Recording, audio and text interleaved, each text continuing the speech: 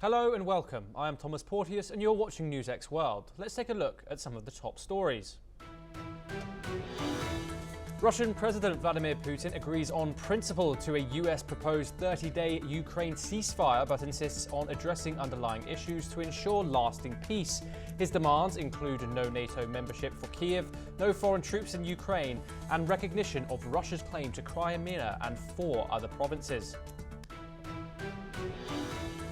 Hamas says it is ready to release an Israeli-American hostage and the remains of 4 other dual nationals. The group did not immediately specify when the release would take place. China urges to end illegal sanctions on Iran as it hosted Iranian and Russian diplomats on Friday for talks. Beijing hopes it will start long-stalled negotiations on Tehran's nuclear program. NASA and SpaceX are finalizing Crew 10 launch plans to return stranded astronauts Sunita Williams and Butch Wilmore. This mission seeks to safely bring them home after an extended orbital stay. Burundian soldiers have been killed in confrontations with the M23 rebel group in the Democratic Republic of Congo. The clashes resulted in significant casualties. Former Philippine President Rodrigo Duterte was not in attendance for his initial appearance at the International Criminal Court today. He instead joined by video link. He faces charges of crimes against humanity. Protests have erupted in Bangladesh after the death of an 8-year-old girl who suffered sexual violence. Thousands gather in the city Magra for justice for the child.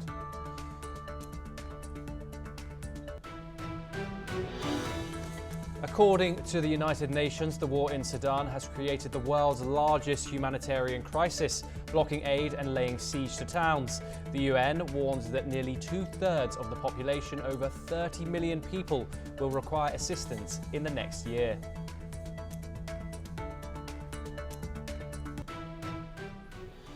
US President Donald Trump says there is a very good chance that the war in Ukraine could come to an end soon. Speaking after a productive phone call with Russian President Vladimir Putin, Trump expressed cautious optimism about a ceasefire. He revealed that he had urged Putin to spare the lives of Ukrainian troops who are surrounded by Russian forces, warning of a potential massacre on a scale not seen since World War II. This conversation follows the US proposal for a 30-day ceasefire. As the situation evolves, both sides remain hopeful but cautious, with concerns over the terms of the ceasefire lingering. We are joined by Raymond Vickery, former US Assistant Secretary of Commerce located in Washington. Raymond, thank you very much for joining us. This Truth Social post emphasizes on has a plea for sparing Ukrainian lives. How does this impact Russia-US relations and the broader diplomatic landscape? Well, thanks very much for having me. It seems to me that it's plain that the Trump administration is trying desperately to fulfill its promises to end the Ukraine war. President Trump had said he would do that on the first day in office. And he has in sight his Nobel Peace Prize that he would like to have. He's always been jealous of President Obama for having gotten it, and he wants to be able to do the same thing. That having been said, obviously there is a desire across the board in the United States for peace between Russia and Ukraine. The problem, of course, is the acknowledgement that Russia has to abide by the rule of law, as do other nations. Having launched a full-scale invasion of Ukraine, it is obvious that Putin is now trying to consolidate his position, feels that he's winning on the ground, and that actually delay in negotiations and talk will enable him to do that further.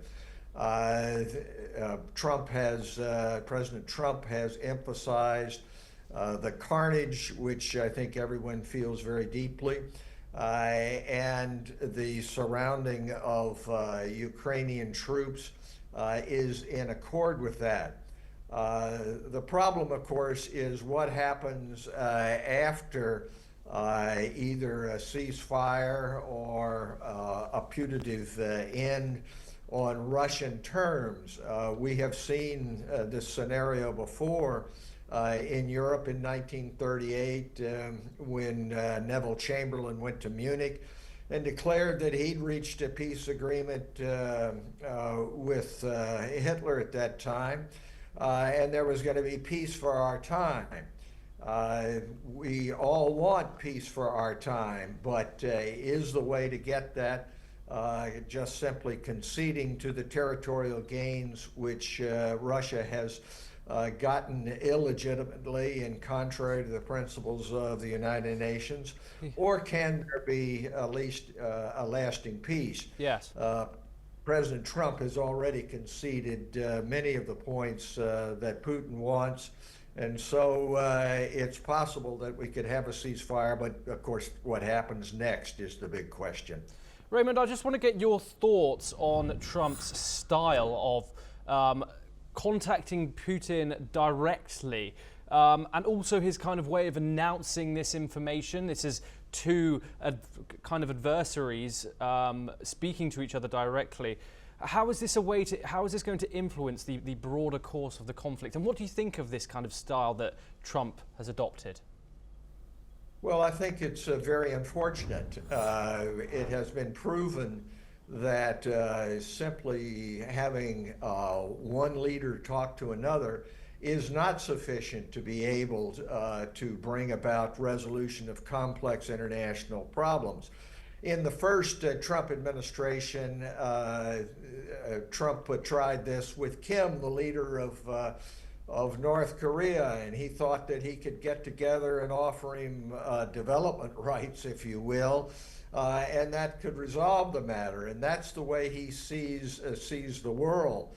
Unfortunately, it has been shown in the history of the 20th century that kind of one-on-one approach is not going to build lasting peace.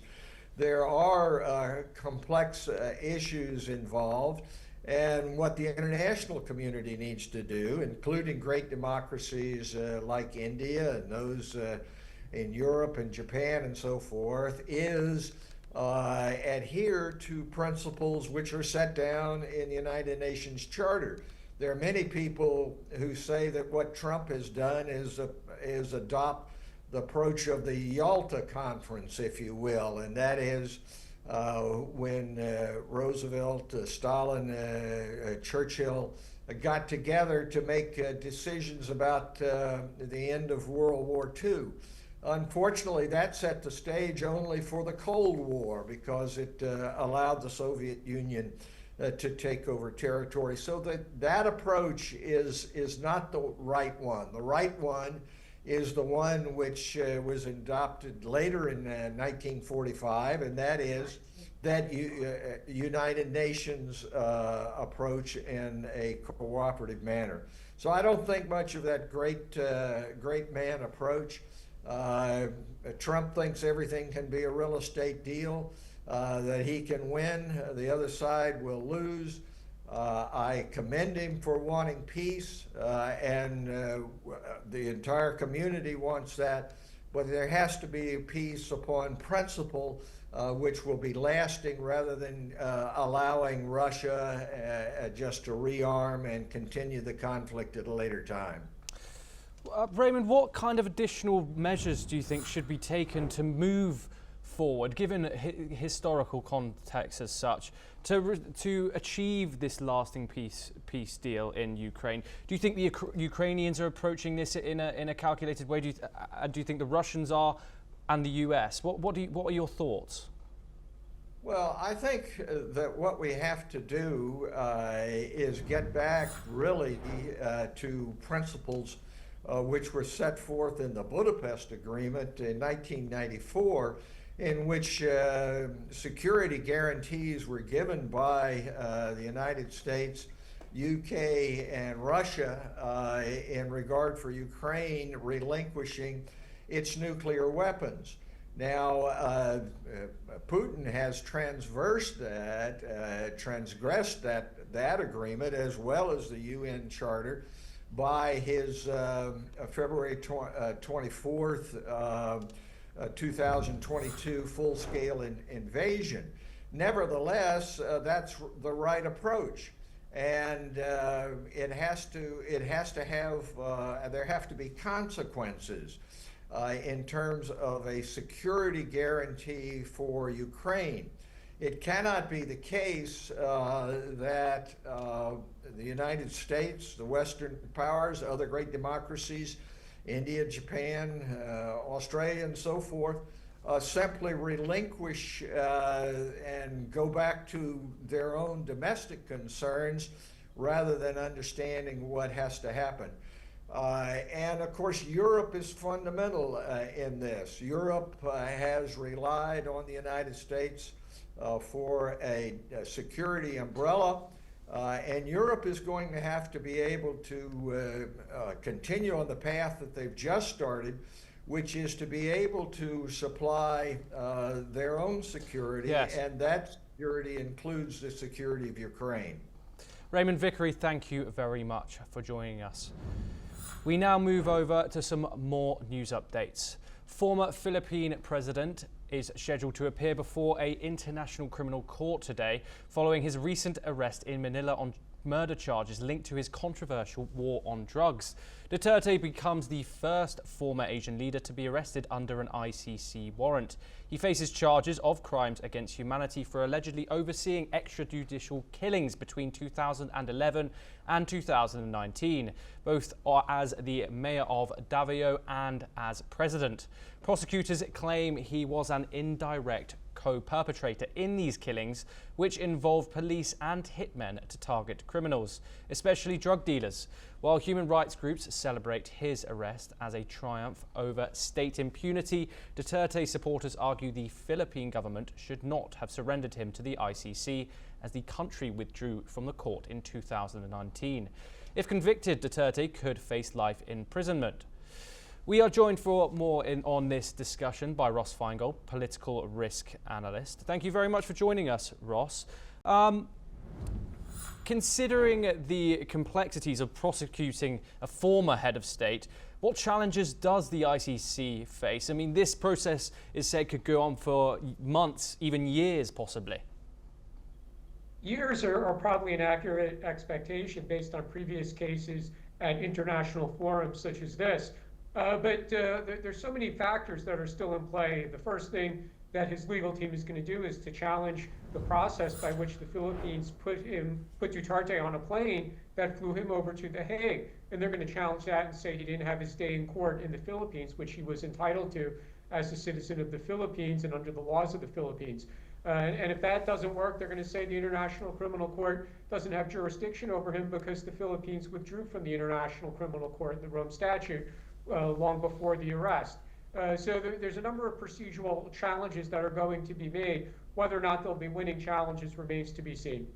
So, Ross, obviously this has been said it's a huge win for the ICC. Okay, they failed to execute arrest warrants on people like Benjamin Netanyahu, Vladimir Putin.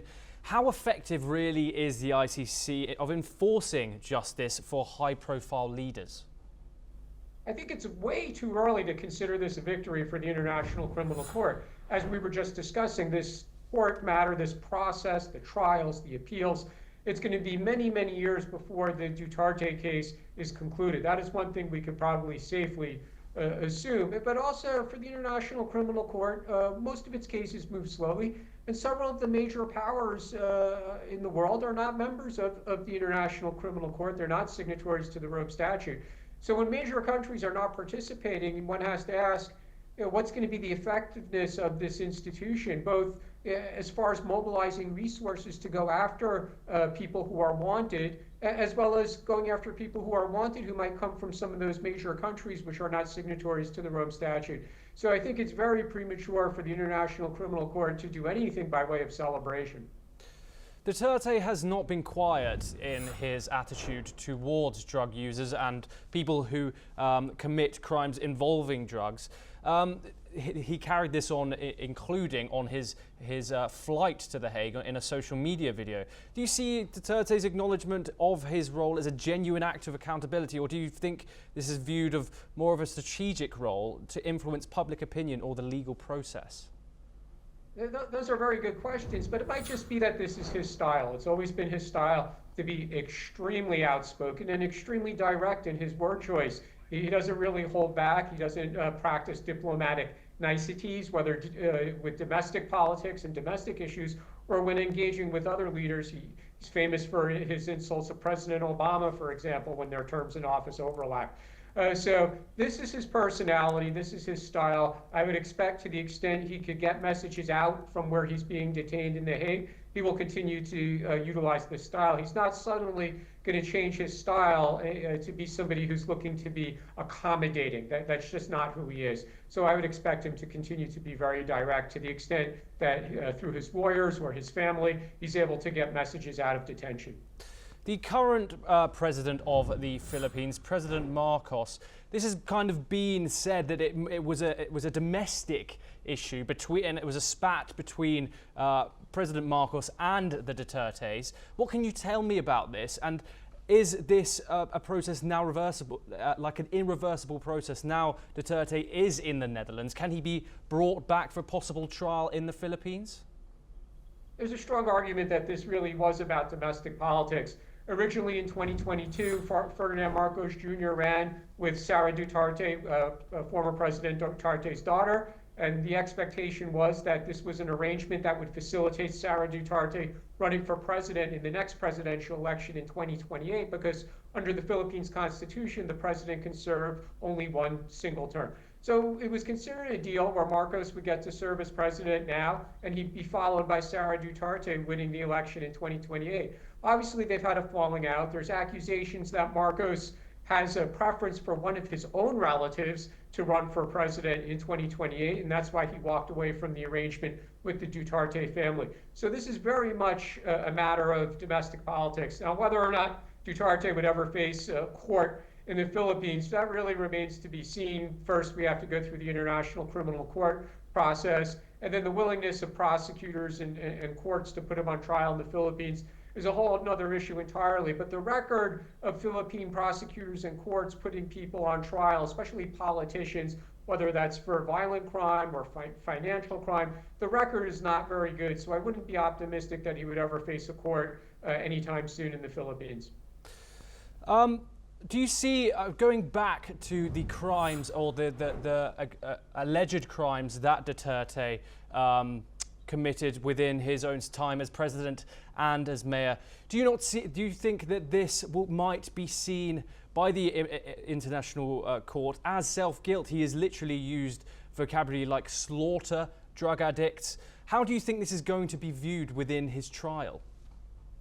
We'll have to see the ability of the prosecutor to introduce that as evidence. The defense would probably object and say, this is just hearsay, random statements by Rodrigo Duterte, but it's not really evidence that he gave orders to police to commit extrajudicial killings. So that's going to become one among many procedural issues that will get played out as the International Criminal Court process begins. But up to now, no one's come up with the smoking gun, right? What kind of evidence do they have that he literally ordered the police to carry out these killings? They might have to have the relevant police officers and officials come to The Hague and testify that Rodrigo Duterte gave them orders like that, if in fact he really did. And that's one of the important issues that will play out during the court process. Ross Feingold, thank you very much for joining us. We now move back to the United States. Now coming on to the latest updates on Trump's tariff war. President Donald Trump has threatened to impose a 200% tariff on European alcohol imports, including wine and cognac. This move is part of a growing trade war that has caused recession fears. Trump's threat came after the European Union said it would impose tariffs on American whiskey and other products. This was in a reaction to Trump's tariffs on steel and aluminium. Canada, the US's largest aluminium supplier, has announced countermeasures and taken the issue to the World Trade Organization. Alcohol is becoming a major point of conflict in Trump's trade war. Trump's 200% tariffs on European alcohol could hurt giants like Pernod Ricard. And industry leaders have urged both sides to de-escalate the conflict. Trump argues that the tariffs are needed to revitalize US industries. Meanwhile, the threat of tariffs has worried companies like Tesla about the impact of these retaliatory tariffs. Tesla has warned that it and other US exporters could face retaliatory tariffs due to President Donald Trump's aggressive tariff policies. Tesla, led by CEO Elon Musk, is a close ally of Trump, but is still worried about the potential negative impacts of these trade actions.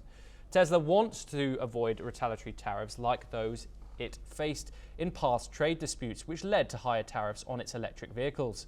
Tesla also points out that even with efforts to localize its supply chain, some parts are hard to source within the United States.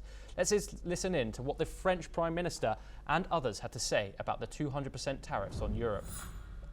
Donc, il faut que tous les gouvernements, pas seulement de la France, parce que l'Italie, ça produit pas mal de vin et de spiritueux, l'Espagne, ça produit pas mal de vin et de spiritueux. Et si les États européens sont tout seuls, ils n'ont aucune chance de s'en sortir. Et c'est la raison pour laquelle il faut construire la solidarité européenne en face de cela. Je ne doute pas que nous puissions, nous aussi, montrer notre volonté et notre résistance. Mais on ne peut pas se laisser terrasser par des menaces de cet ordre. 200% de taxes, c'est tout simplement l'arrêt des expéditions vers les États-Unis. Il n'y a plus une bouteille qui part. 200% de taxes, ça veut dire qu'une bouteille qui aujourd'hui arrive à la frontière des États-Unis à 5 €, par le seul fait de passer la frontière, elle passe à 15 €. Il n'y a aucun consommateur qui suit un tel mouvement. Alors pour notre secteur, le marché US, c'est le premier marché d'exportation. C'est 4 milliards d'euros, grosso modo, entre les vins et les spiritueux. C'est aussi le premier marché d'exportation au niveau européen. Au niveau européen, c'est 8 milliards d'euros d'exportation. La France fait à peu près la moitié. C'est un énorme marché. Il n'y a pas de marché équivalent, il n'y a pas de marché de repli. We are now once again joined by Raymond Vickery, former US Assistant Secretary of Commerce, located in Washington. Once again, thank you very much for joining us, Raymond. Trump has threatened 200% tariffs on European alcohol, which the EU terms as the most hostile. What are your thoughts on this? Will Trump keep putting these tariffs on different goods all around the world? What's happening? Well, thanks again for having me. It's apparent that what Trump has entered into really is a fantasy world of his in which no retaliation occurs when he demands something and puts a tariff on alcohol, for example, wine and spirits from Europe. But of course, that's not the real world. The real world is that people do not sit still for these kinds of measures. And the most unfortunate aspect of this is that this tariff war, which President Trump has initiated, has consequences across the board, not only economically, but in terms of security. It is impossible for you to have a strong relationship, for example, between the United States, Europe, Canada, and so forth, in NATO, and at the same time be at war economically. Unfortunately, President Trump does not seem to be deterred by this. He has not taken to heart the lessons of the 20th century, and that is that the building of peace and prosperity are indivisible. What he sees is a 19th century view in which you can have an economic fortress in the United States, and it will be so powerful that it won't need others. This is completely contrary to reality, and it's up to other great democracies, India, Japan, Europe, to try to rein in this approach. And that can be done by collective action among others who have in mind the building of peace and prosperity along the lines which have served us reasonably well since the end of the Second World War. So this is a very difficult time, and even Elon Musk's own company has put out that they're afraid of the retaliation. The interesting thing is that nobody in the company was willing to sign the letter because they're afraid of retaliation from Trump and indeed even from the putative head of Tesla, Elon Musk. Yes. But Raymond, this is what I wanted to ask about you from you next. Obviously, we've seen that Trump's closest ally, Elon Musk, is even getting affected by these tariffs. What other consequences are the people within the US going to feel from these impositions, which Trump is enforcing on countries all around the world? Well, it's pretty obvious that a tariff is a tax, and not a tax on the foreigner, as President Trump has said, but a tax which is paid by the importer, and that can only lead to inflation. Now, President Trump got elected in large part because of his saying that inflation was out of control, which was not true under Biden. There had been inflation coming out of the pandemic, but that's the way he got elected. In part, that and immigration were his two big issues.